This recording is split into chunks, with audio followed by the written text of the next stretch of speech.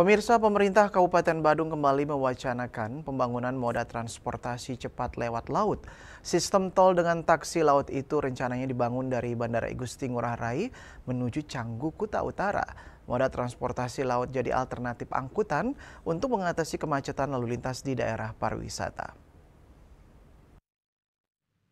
Bupati Badung Iwayan Adi Arnawo menyatakan mendorong kembali adanya moda transportasi laut berupa water taxi atau taksi laut dari Bandara Ngurah Rai menuju Canggu dan daerah destinasi pantai unggulan lainnya. Moda transportasi ini diperlukan mengingat kemacetan lalu lintas di daerah itu tidak bisa dituntaskan dengan pembangunan banyak jalan raya di darat. Sistem transportasi publik yang nyaman dan cepat seperti transportasi laut dengan menggunakan kapal cepat dari bandara menjadi alternatif mengatasi kemacetan di jalan raya. Kemacetan ini tidak bisa hanya kita membangun infrastruktur jalan saja, tanpa dibarengi dengan mendorong untuk pemanfaatan transportasi publik. Memang 2026 juga kita rancang untuk melakukan seperti itu, dan salah satu juga tadi kita sedang dorong juga water taxi ya, taxi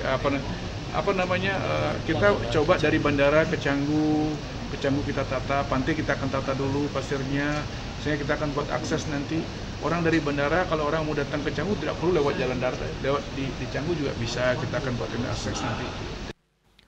Mendukung wacana taksi laut dari bandara ke Canggu, pantai-pantai akan ditata terlebih dahulu. Adi Arnawo menambahkan dirinya sempat bertemu pejabat lingkungan ASDP dan ia mengklaim pihak ASDP juga mendorong sistem transportasi laut itu. Winata, Bali TV.